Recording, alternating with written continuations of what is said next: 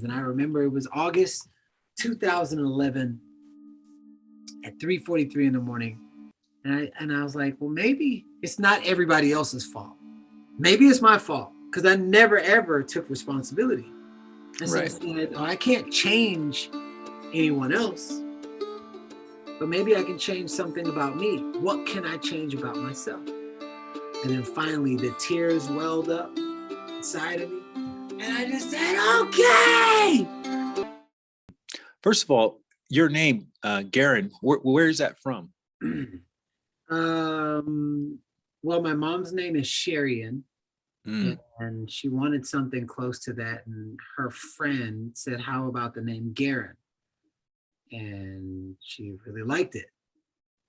And so, but that's not the story I grew up with. I actually heard another story, and I think my brother lied to me. And so I'm just finding this out as of like a year ago. Like my brother, when I grew up, he's the man, he used to just sabotage me because I think he was just so jealous of the attention I got. But he told me that my name was originally supposed to be Garrian. That's named after my mom, Sherian and Garrian, but the doctor misspelled my name. And so we didn't have the money to to actually like correct it. So it was just Garrain. So I went my whole life thinking that I was a mistake. And so I found out that some of the greatest inventions in the world came from mistakes. So I like kind of rewrote that, but then I just found out when I think my wife asked my mom, she had a completely different story, but my mother never told me that story. I just went off my brother's story. Wow. Yeah. So that was a metaphor for thinking that you were a mistake. Yeah. Wow. And he never Awesome. let me hear the last of it. He told me I was adopted, I was a mistake, all these things. So how much older is your brother than you? 4 years older than me. Okay, cool. So then what led you to start breaking into houses and cars? So this is a whole nother thing. So we're gonna have to take this, we're gonna have to take it back into time. Okay. Because I've always been a hustler. And I remember I was 5 and I asked my mom for a pair of Jordans, to buy me a pair of Jordans. She was like, expensive as those shoes are, she was like, when you can make your own money, you can buy whatever you want. She didn't say how. There was no discipline in that way. It's not how to make the money. When you can make your own money, you can buy whatever you want. So I did things that was with an integrity. Like I'd wash cars, I would mow lawns, I would do all these things, but I would also break into cars, steal things, and whatever. I would do whatever I had to do to make money. Whenever I make my own money, do what you want. So take that timestamp of somebody who's been hustling since he was 5. My mother was a hustler. She didn't have no money. She always found a way to make money. So it was like, I literally been hustling to get what I wanted since I was 5, however I needed to do it. Fast forward, me 22 years old, and somebody give me the opportunity to make some money driving a car from one border over a ferry to the next border from the UK to Rotterdam. Don't ask no questions. You drive this car, you make 4,000 pounds. And 1 pound at that time in 2001 was worth $2.3. That's $8,000 cash every time I drove. I did that route 7 to 8 times over a 2-3 month period. I've never seen fast cash like that. And I'd always been fearless, always. So driving a car, okay. Boom, 8,000, 8,000, 8,000. So imagine 3-month period, 8,000, 8,000, 8,000, 8,000, 8,000. But on the 7th time, they had me fly into France, and everything about it felt wrong. And when I got to the border, you know, I used to use my modeling magazines. I was on the cover of a magazine. People were like, why were you doing all of this when you were modeling? I was like, models don't make that much money like the supermodels do. And once you book a job, you got to wait 3-4 months till you get a check. So I didn't have a lot of money coming in, but this fast cash, if I can do this easy and I can have this as my cover up. So I ended up getting caught and they sentenced me to 12 years in the prison. And I got out in 2.5. Right. But you also got arrested at 14, right? Oh, is that the one you're talking about? So Yeah, juvenile. yeah, yeah. Yeah, You're juvenile talking thing about for prison. breaking into Yeah. breaking into cars Okay. and houses and stuff. Yeah. So it's so funny. I've always been a leader or someone who can influence people. Mm-hmm. Somebody had introduced me to opening up car doors, and I never really had to break the window because what we call it, we go to the white neighborhood, which is in my mind, that was the neighborhood where all the rich white people live. They would never lock their car doors. So we would go there, just open it up and take whatever was valuable and then sell it. So I did that with a guy one night and I fell in love with it. I have a very addictive personality and I just kept doing it. And I was like, hey, you want to do cars? You want to come do cars? And then it was me and 12 other dudes that were doing these cars and taking whatever was valuable, splitting it up sometimes. And I just did that for years. But whenever I got caught, I never lied. I would always admit, yes, I did do it. Yes, I broke into 62 cars in one night. Yes, it was me, but I never told on anyone else. So that happened to be the time when I got caught. I was on probation. But even while I was on probation, I still kept doing it. So because I got caught breaking into cars while I was on probation, that's when I went to juvenile. So were you a sociopath or what was your relationship with, like, you didn't think? I didn't know what that was when I was right. But I'm just saying, like, looking back now, did you just you made no connection between this is someone's stuff or you just thought this is all mine, this is all my stuff, I just haven't gotten it yet? I didn't think about any of that. What I actually craved and still do was recognition. There was a lot of significance in that. Because when I do something fearless, they're like, oh man, you're like fearless and you would do this and great job and stuff. Like if you look at any of my successes or anything, anywhere where there's the most recognition, you will see me excel. I've been like that since I was a kid. I just didn't know where to point that energy until I got older. So running around, well, I wasn't with the gang, but I ran around with gang members and did a lot of stuff that they did. And there was lots of recognition in there. Breaking cars, there was lots of recognition. When I was sleeping with a lot of women, they're like, oh man, you get all the girls. There was lots of recognition. So it was never the stuff or the repercussions of it. It was the fact that somebody saw me because I didn't feel like I was seen at home. When I connect the dots looking backwards. Right. And when you were in juvie, one of the, I guess, correction officers handed you something.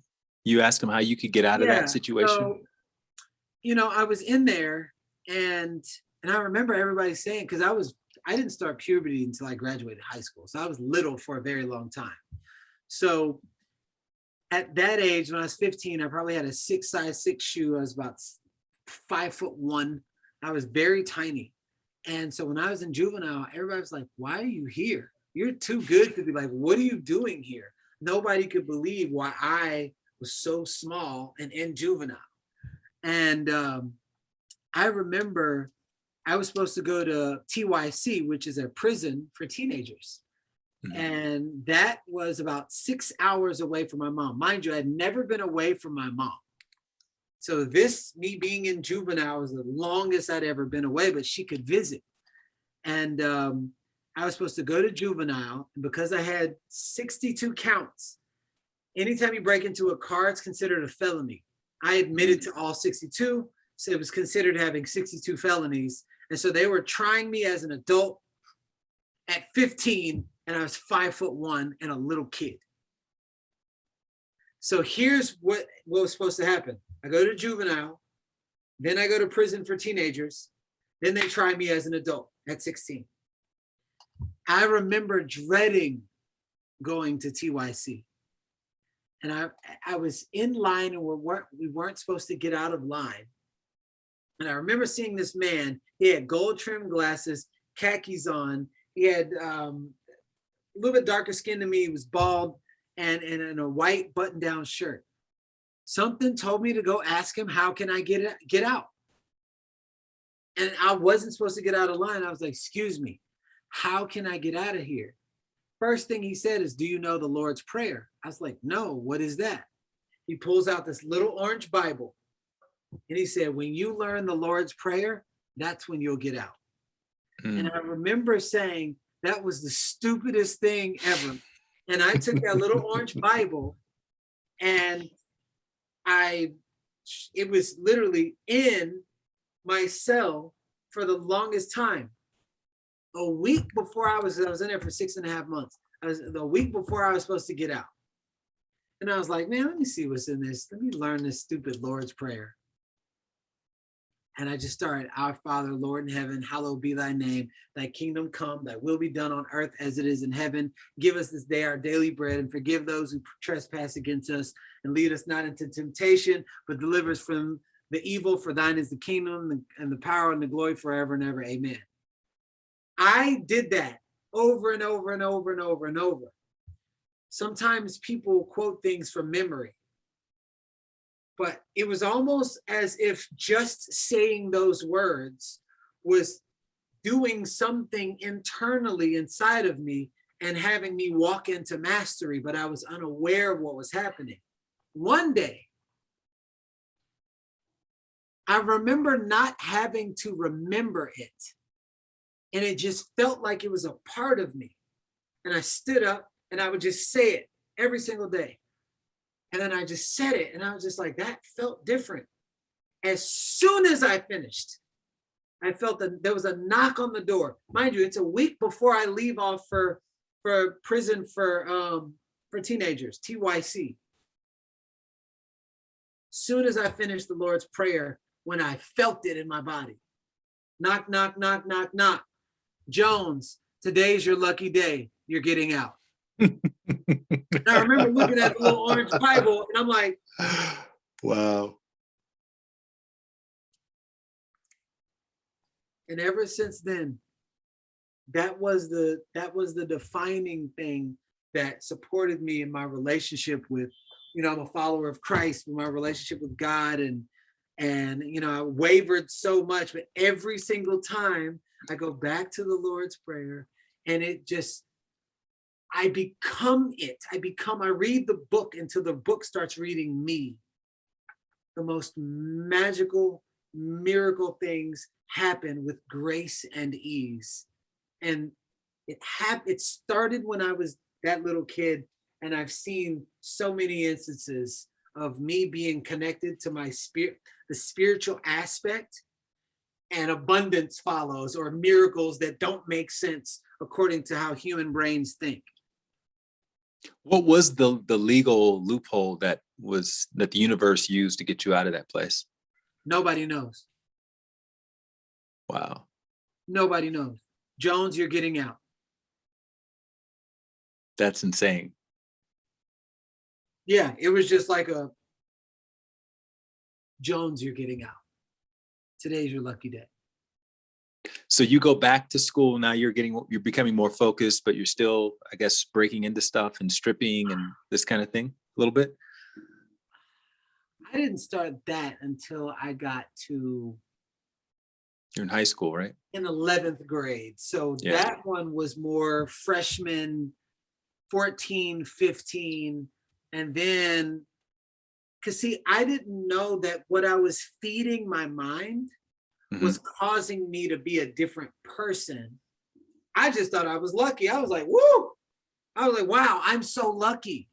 I didn't know your thoughts create things and you can create your reality, whatever. Because I didn't really have mentors like that. So I was just so clueless. You can't change what you're not aware of. So after a while, I just gave up. I stopped doing things. And I remember my probation officer, his name is something Darnell, Bobby Darnell or Bobby something. He looked at me. He's like, there comes a time where you hit a fork in a road. You can either stop, do nothing, you can make a left, or you can make a right. When you make a left, you change your life. You make a right, you go further. You go further in, and you'll end up dead or in prison for life. And he said, you're heading down the path on the right, and you've already passed the point where you can do anything about it. Mm. He told me this.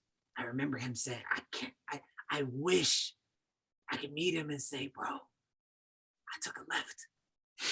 I took a left. So, but that's ultimately what took place. And then high school happened, and I went to another school, and I just got bored. I got really bored. And every time when I get bored, start thinking of different things that I can do for me not to be bored.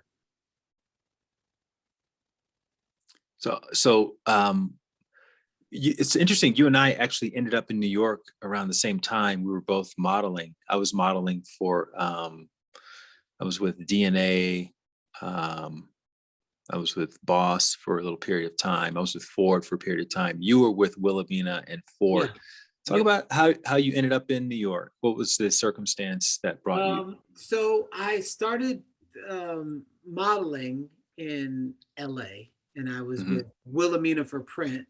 I was with Ford for runway and Wilhelmina for print, because Ford had like the best runway in America. And so I was booking all kind of stuff, all kind of music videos, L'Oreal hair commercial, Gap, Old Navy, doing Tommy Hilfiger stuff. And I was booking a lot of stuff. And then first time I went to New York, they turned me down. Next time I went to New York, I had a catalog full of all of the campaigns that nobody on their walls had. So I had more work than a lot of their, and then I went there, they were like, we'd love to represent you and everything. So that's why I was in New York, because I really wanted the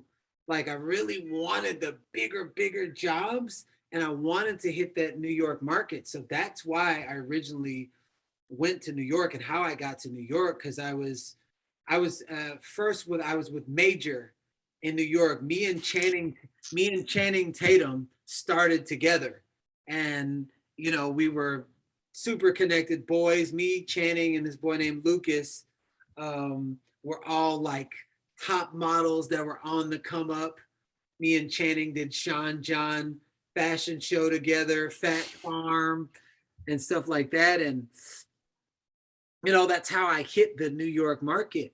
But then again, there's not a lot of money coming in when you're trying to like really work that market. They just they're trying to get the casting directors to see your face, and you're going out in a specific season.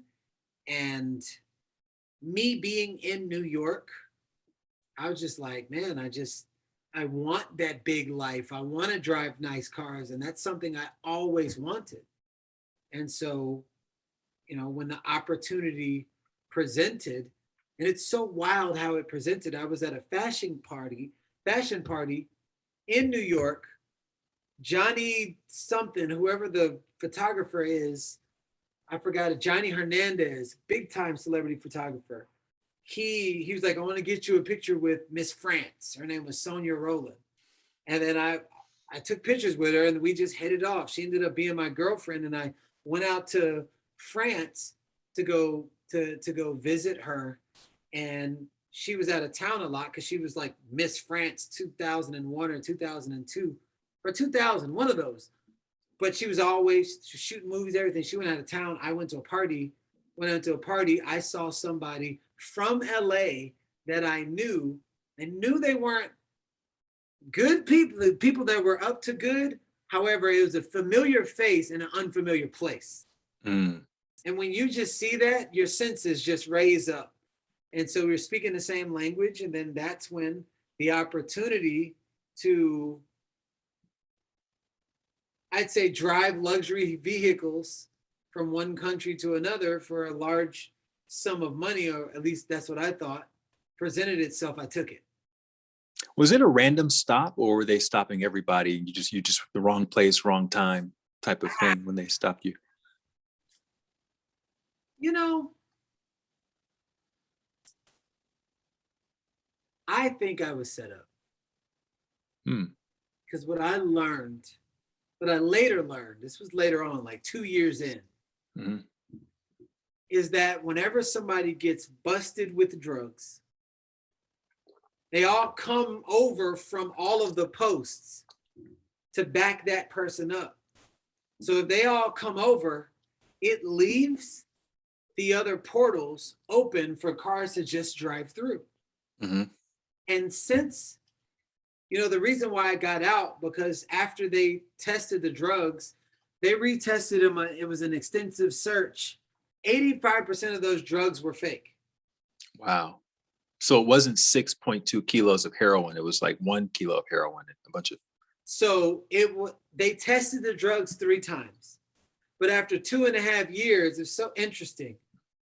I felt more free in prison than I did when I was not in prison, because I was doing everything that I'd forgotten that I loved: drawing, running, motivating people, just visual arts and things like that. And I started doing all that, and I just felt free. I was like, man, I stopped doing all of this. These are things that made me happy when I was a little kid: running, motivating people, like all the stuff that we talked about when I was a little kid. Well, when I felt the most free, it's very interesting how they called me in the office and they said, Jones. And I was like, this reminds me of when I was a little kid. And by the way, I was reading the Bible heavily. You read it like 8 times, right? Yeah. And I just kept over and over and over. And it just it felt like it was a part of me. Mm-hmm. And it's so funny because they called me into the office and they said, we retested the drugs, and it didn't make sense. I thought I was getting in trouble.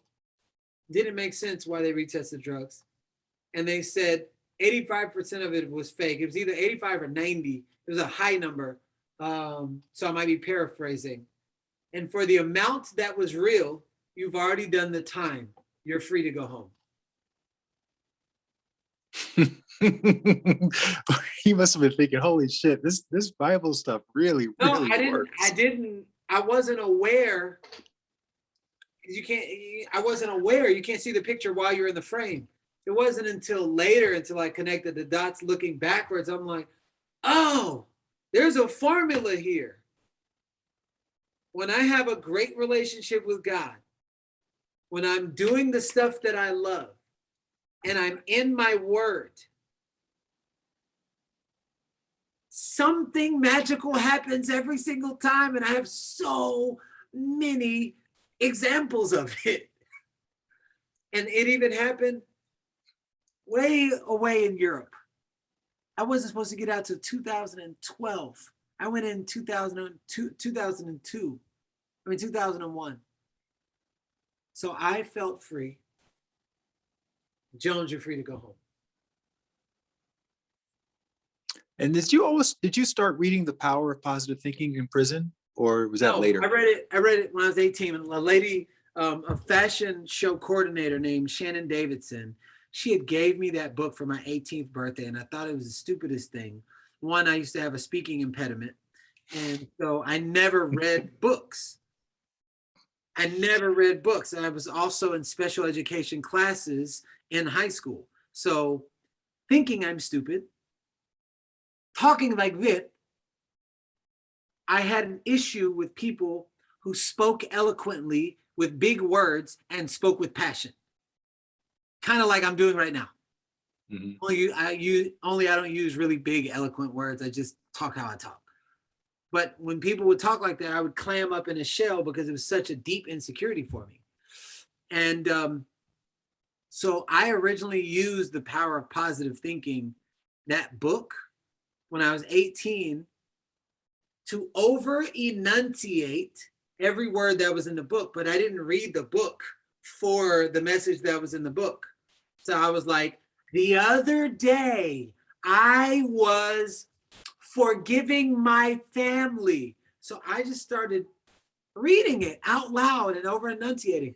By the time I was done reading that book, I was talking like this. I was like, oh my God. So I trained myself how to speak by actually reading a book. Because I never read a book during really high school because I cheated my way through high school. And so that was the first complete book I ever read in my entire life. Fortunately for me, it was a book called The Power of Positive Thinking. So just by reading the words and uttering the words, all of these really cool things was happening in my life, like the modeling stuff, like the acting stuff, like the attracting certain women into my life that I was like, oh my God, this is an A-list singer. This is a A-list rapper. Why does she like me? You know, and all these things were happening while I was reading this stuff. Speaking of which, you attracted a music deal, some kind of like $500,000 deal with Ludacris. That was when I got out of prison. Right. Yeah. So how did that happen? How did you meet Ludacris? Well, I call him my brother, but he's a really good friend of mine. His name is D. Davis. He's a comedian. Yeah, comedian. Yeah. Yep. He hosts the Improv every Monday night for like the last 14 years. And any celebrity that comes, any black celebrity that comes in town, any rapper, any sports star that is in town, they always come to his Monday improv. Well, D-Ray gave me an ultimatum when I got out of prison. And I had wrote all these songs while I was in prison. And I said I was going to get a record deal and I'm going to record some songs and I'm going to make music for the first time in my life. So when I got out, he said, I'll give you a free place to stay. I'll buy you clothes and I'll drive you wherever you want to go. And he goes, you want to be a singer, right? And I said, yeah. He said, don't come home unless you have a song. I didn't know a producer. I had no money. He said, don't come home unless you have a song. I was like, damn. That's why I got introduced to MySpace. So I got on MySpace and then I just started messaging people. I'm a singer. All I had was shirtless pictures. I had no demo. And then somebody named John Henry let me go to the studio. I recorded a song called Breathe It In. And then I took that one song, put it on MySpace, and I reapproached every single person I hit up. Oh, I have a song. But because I had a song, then they saw what I was capable of. Now I was just in the studio. 30 days, I had 28 songs. And when I was done with that, it just so happened that Ludacris happened to be in town, came to the improv. Now D-Ray was the host, so he can put anybody on stage that he wants. Instead of him putting himself on stage, he gave me his time and put me on stage, and I rocked the house. And then Ludacris looked over at D-Ray. He was like, this is his music? They're like, yeah. He was like, does he have more? 28 songs that I recorded in the last 30 days, gave to him. Next thing you know, I'm having a meeting up at Def Jam with Luda and the CEOs of president at Def Jam.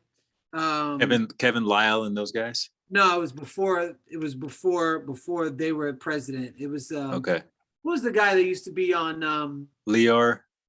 No, the black guy with the glasses. Oh, what's his name? He passed, didn't he? I believe so. Andre Harrell. No, not Andre. I know who Andre Harrell is. Oh. Anyways, he was a big player at Def Jam. They loved my music, and we went off on the runnings. That's how it happened. With songs that I wrote while I was in prison. Was it $500,000? Is that the deal? $500,000. I did not get $500,000. Right. That was, I got a signing bonus for, I think it was 100,000, and then I would get the rest when my album came out. My album never came out, so I just had the 100,000 signing bonus, and that's what I bought my car cash with. Right. Okay, so now cut to 2009. You're living in your car. That same car. What the freak happened? So I ended up leaving the record label. So there was a showcase, and I never prepared. I didn't understand. I didn't have the right guidance. I knew how to sound good on tape, but I didn't know how to sound good live because I didn't understand preparation like I do now. And there was a showcase that had there was Jill Scott, there was all these big names showcasing. And then I went out on stage and it wasn't that good. You know, Chrisette Michelle, she had told me that I did really well and she loved my music, but it didn't translate. The very next day, Def Jam dropped me from the label, but I was still on DTP. And I was like, this doesn't feel right to me. I shouldn't be on the stage singing with gangster rappers. I should never have put out the song Celebrity Chick. I wrote it, but I didn't want to put it out because it was not my sound. And I felt like I allowed this to happen, to go further and further and further away from who I really am. So I left and I went to go do it independent that I can make my own music the way that I wanted to make it. But I never made any money. No money ever really came in. And so it was one thing after the next. It's like, man, how long can I keep this image up? Well, I had a daughter. My mom was struggling. I wasn't making any money. That weighs hard on a man. And it's like, you can't take care of your kid. You can't do this. And like, you're putting on weight. Your girlfriend breaks up with you because you can't take care of your life. Your mom is dying in the hospital. So all of that was happening at the same time. And the camel that broke the straw's back is I was in the studio, and I won't name his name, with a major recording platinum artist, writing songs. I came up with a melody and I contributed to almost half of the song. And there were people that were not in the studio that night. I know exactly who was in the studio. When I called their business manager to talk about splits, they said he decided to change the song, so it's not going to be on the album.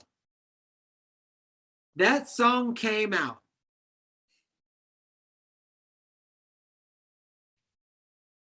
It went #1, and it was the exact same song.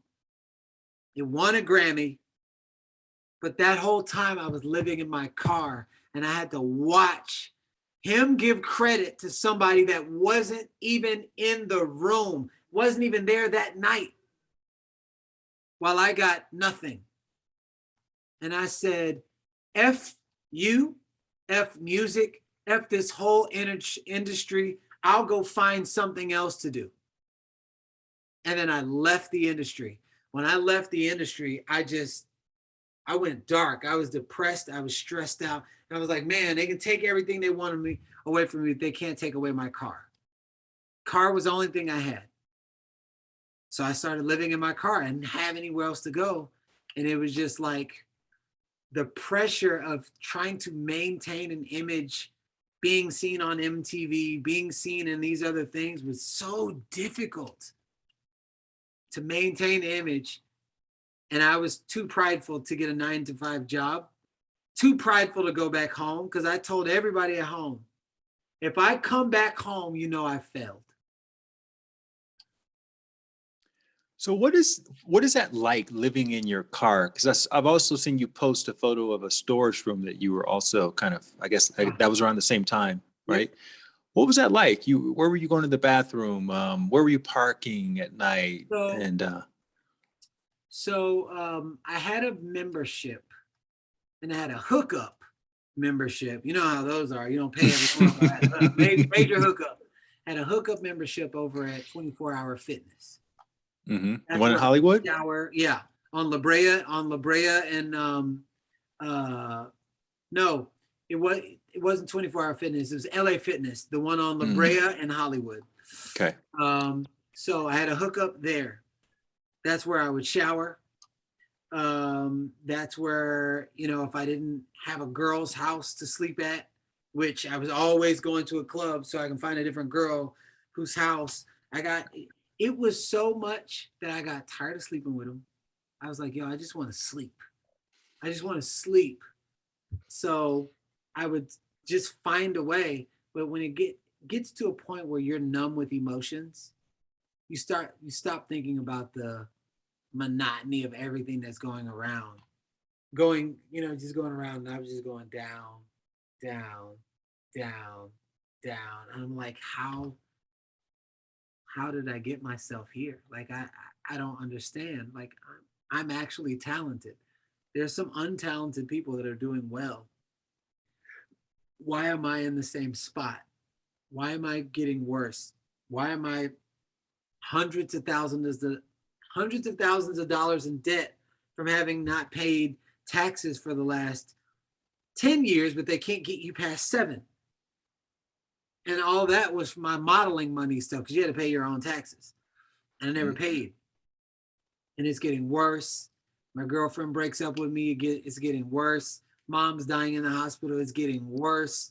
It's like, I use the excuse because I'm Black. It's getting worse. It's because of the president. I'm getting worse. They just they don't want to give a brother a chance. It's getting worse and worse and worse and worse. And I tried to take my life twice.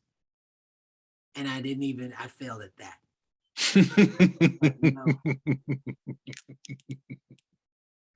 Maybe I should stop saying, can it get any worse? Mm-hmm. And I started asking myself different questions. And I remember it was August 2011 at 3:43 in the morning. And I was like, well, maybe it's not everybody else's fault. Maybe it's my fault, because I never, ever took responsibility. And so I said, I can't change anyone else, but maybe I can change something about me. What can I change about myself? And then finally the tears welled up inside of me. And I just said, okay, I'm tired of fighting. I don't want to fight anymore. I want to be healthy. I want to be happy. I want to be surrounded by nothing but positive people. I just want to inspire people, and I want to make a bunch of money, but I want the money to represent something that I passionately believe in, that I would do for free. Just show me a sign. Just show me a sign. Just show me a sign. And I just kept saying it over and over and over and over and over. A week later, I'm at a gas station. You live in LA, it's $4.59 for 1 gallon. I have $2 to my name. I can't even get a gallon, but I'm on E. And I'm in Inglewood, and I'm shooting an independent film. And I'm in Inglewood. And I go, and some homeless person asked me for money. I said, you have more money than me. And they said, change your mindset, change your life. I don't know what it was about those words, but it had resonance to it. There was energy behind it. It was something. It was like, and it made me think. You ever seen the movie Sixth Sense, when he didn't even know he was dead, and then he saw all these things play out? Same thing happened with me. I saw all these things played out. I was like, maybe my life was a lie because of how I've been thinking. So what if I do different with the same circumstance? Change your mindset, change your life. Change your mindset, change your life. So that became the new broken record, the new song in my head. Change your mindset, change your life. All of a sudden, I just started doing the opposite of everything I wouldn't normally do in areas of my life where I wasn't happy. I wasn't happy with my health. So I started practicing looking at healthy people and getting around a healthy, active community. I used to go to clubs every night trying to chase a different woman. So I started practicing reading books. So I placed clubs, nightclubs with books and audiobooks. And I started practicing and doing this opposite. Normally I would take the escalators, change your mindset, change your life. So I take the stairs. So an object in motion stays in motion unless a stronger something, an outside force stops it. So my motion before was the way that I was living. But by training the opposite inside of me, of just doing the opposite, I staged myself outside of the way I had been living since I was a little kid. So every day since it's been 10 years, every single day when I find myself not wanting to do something, I say, change your mindset, change your life. Get up and do it. But then once you do it for long enough, it doesn't become a struggle. It actually becomes part of you. It becomes second nature. I didn't realize that health, what I thought was a new thing, was actually part of my nature. Having good health, being kind to people, reading books, not filling my mind with knowledge, my heart with knowledge, my soul with knowledge. Just like forgiving people, letting go of resentment. That is all to bring me back into who I really am deep down on the inside. So this was a forever evolving thing that I pivoted because of that one homeless person. People say I wouldn't listen to anybody who I wouldn't change lives with. Well, I think you might be missing a lot of messages. And I feel like good God will put messages inside of the least likely places that you would look. Because otherwise, everybody would be rich and wealthy. But you got to learn somehow.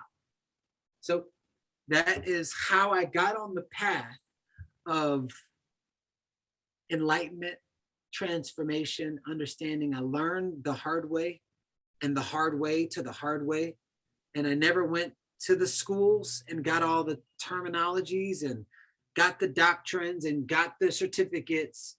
But let me tell you something. My life certificate,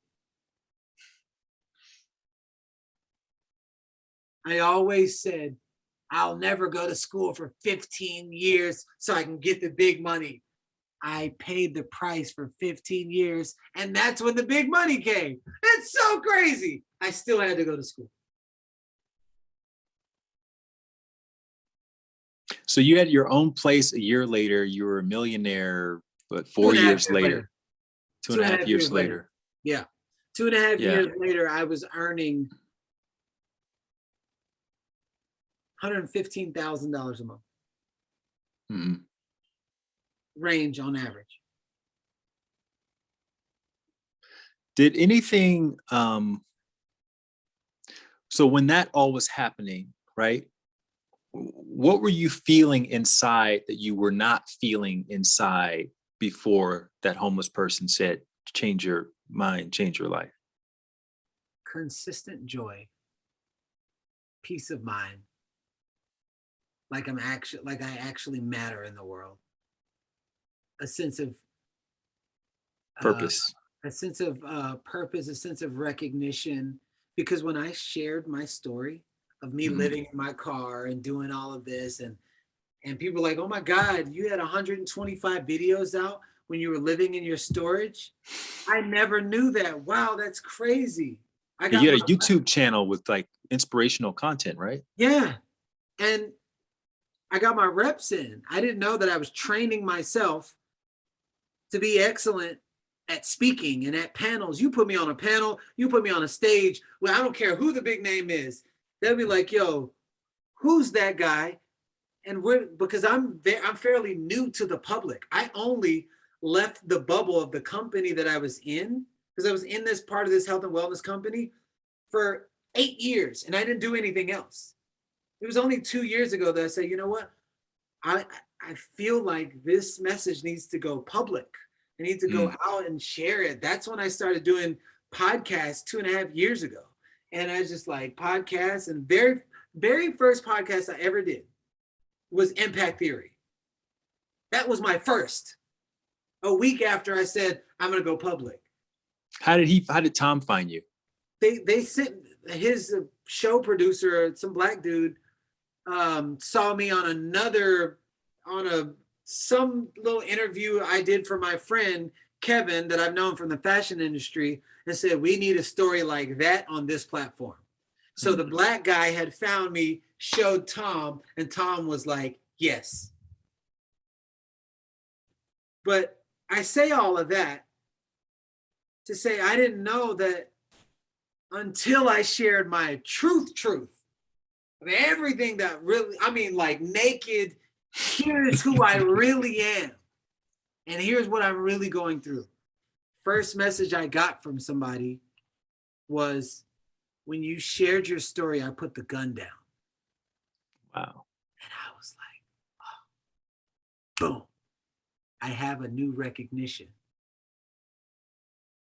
So I poured all of that same because they gave me feedback of, you changed my life.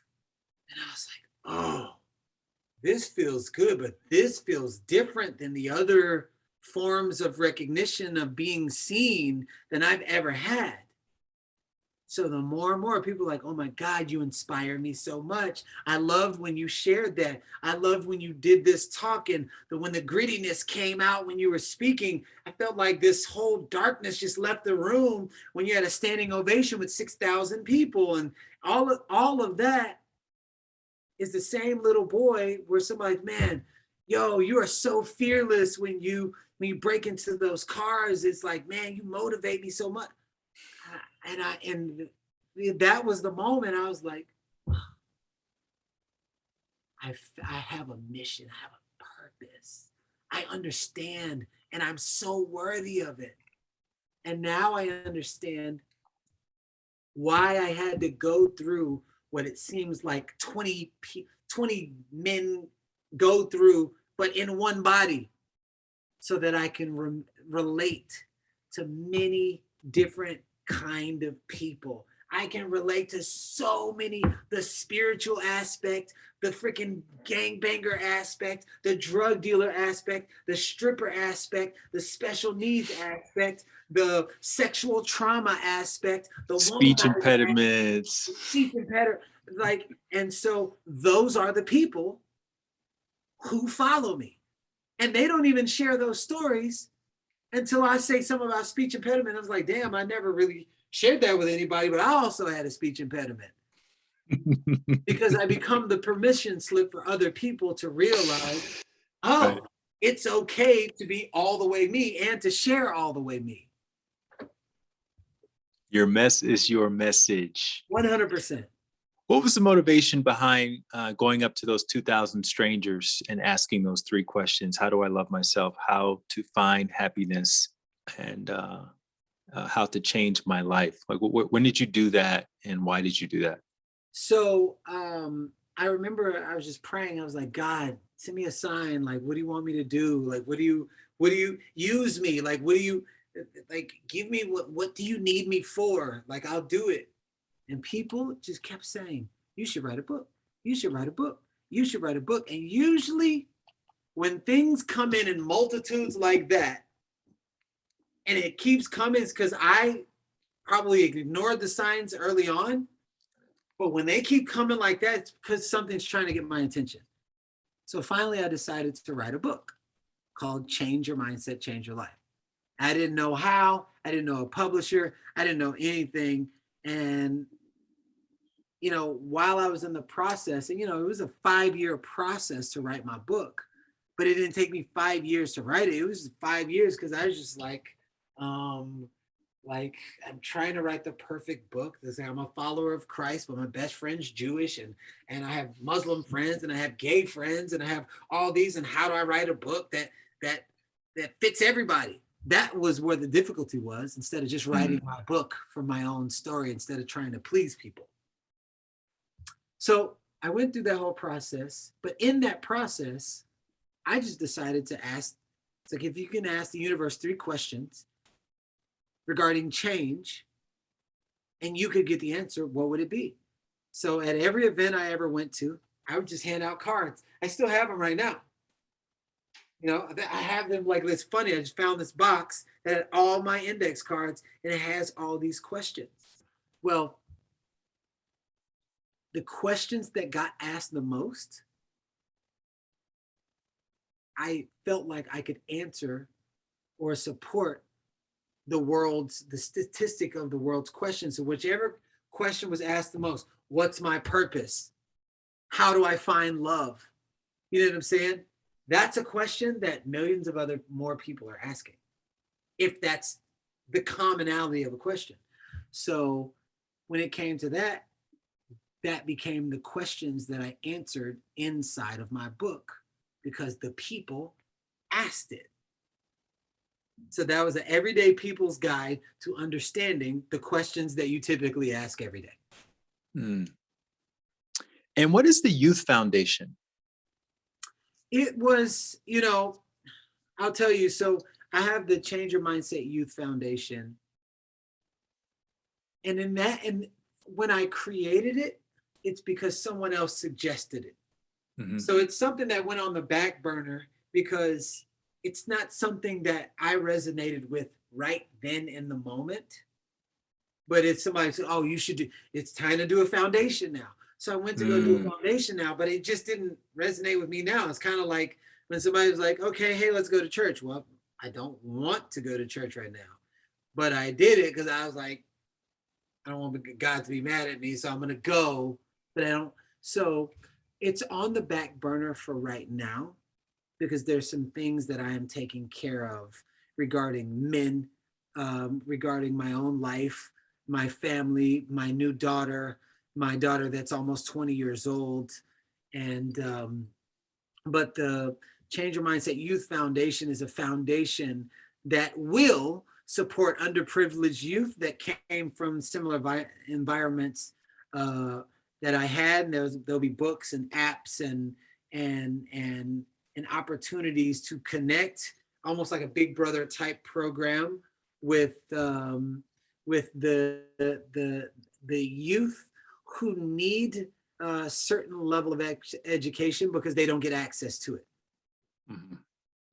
Yeah, I've been watching from the sidelines. Well, I've been following you since you and I met in Venice that one night, and man, I was, you lived in LA. You had this really beautiful house. You had a mural of the guy pulling you out of the water when you were, that was Black Jesus, a kid, Black Jesus, and you would oftentimes post stories at your track practice, and you would say things like, if you're waking up and watching this, that means God is still working on you, and just really inspirational stuff. You have affirmations at your house before you walk in, and now I've seen that you and Preston and Stefan you guys started working out together in Austin because you all live in Austin. So just talk about the genesis of this men's initiative that you all are starting to create, because what's interesting about it is it's not something that I don't think you started with this intent in mind. It's just about working out. Yeah. And it turned into this thing. Well, one, I've never had men relationships just because of the unhealthy, like my dad and my brother. Me and my brother are really good now, but things that I saw them do to women and the ways that they were, I was just like, I hate man. And I didn't realize when I said I hate man, I was also saying I hate myself. And so I took more of the feminine qualities. Like I was raised by all women, and I was still rough around the edges because I was always in the streets, but I still understood. I loved flowing, spontaneity, the arts, dancing and singing. And that's what, but I was still like a little pit bull, but I was more in the feminine aspect. And I never had men relationships, real, true men, brotherhood relationships. Then I moved to Austin. And all of a sudden, these men were like inviting me to things. And I remember telling my wife, I'm just like, I don't know, it's weird. It's like all different kind of men. They were just like inviting me to things, inviting me to lunch, inviting me. And I was like, and I wasn't used to that because I'd never had that before. Mm. And,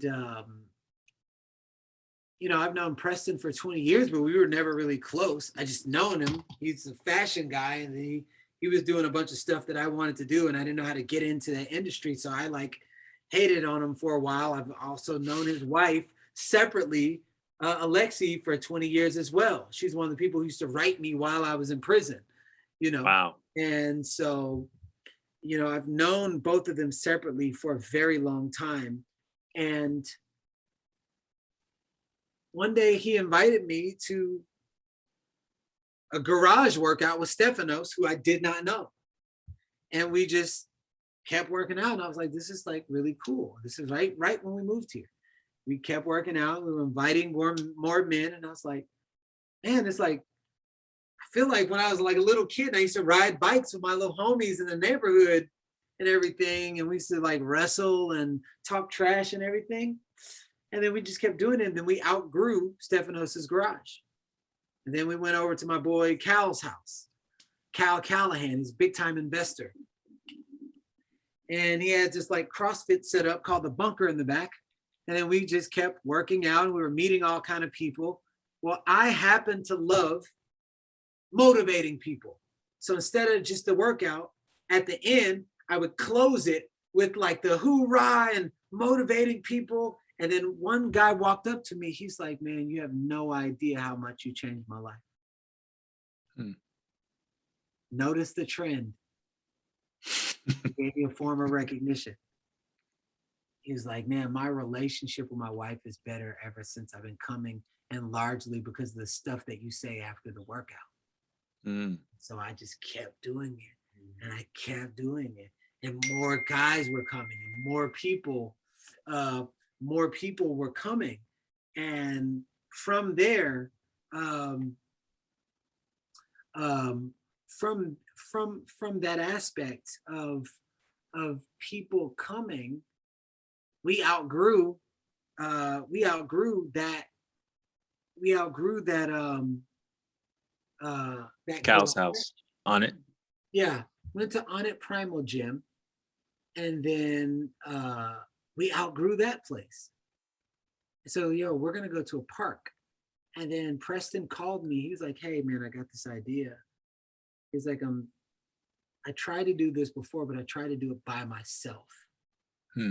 And I want to start a brotherhood, something that's like scalable, starting with the workouts, and that have membership, that have retreats, that have trauma work, shadow work, and everything. But I know I can't do it alone.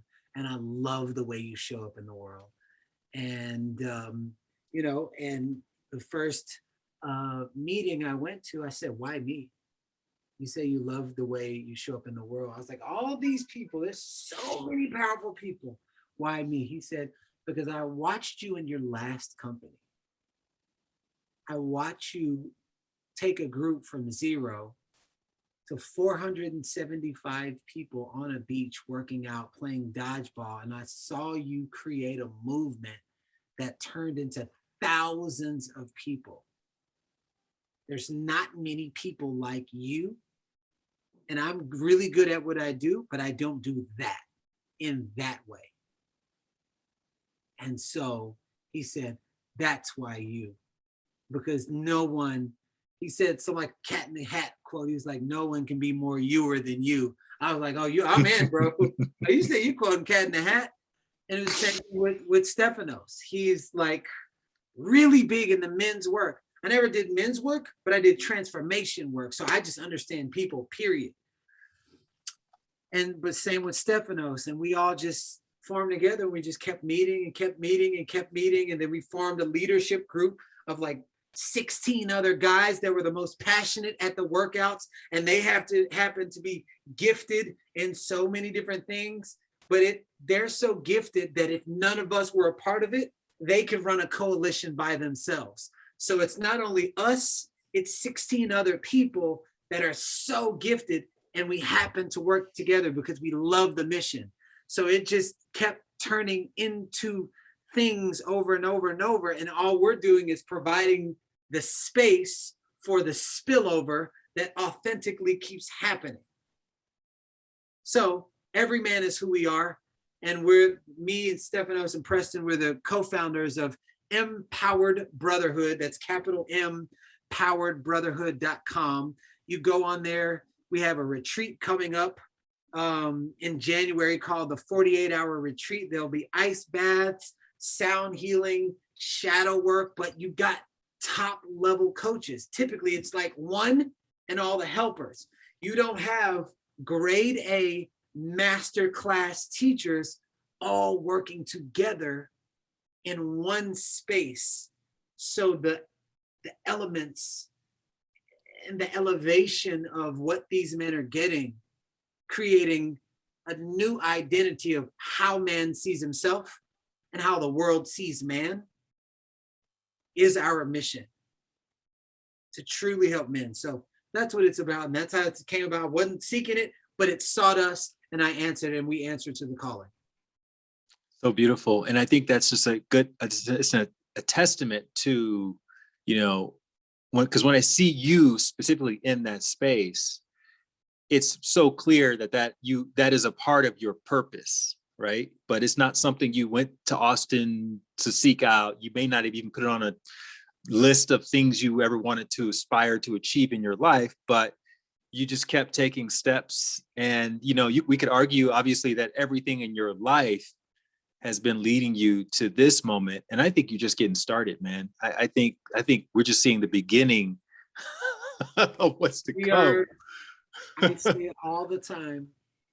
I feel like God puts the greatest blessings in the areas where we're least likely to look. I would have never ventured into men's work. Mm-hmm.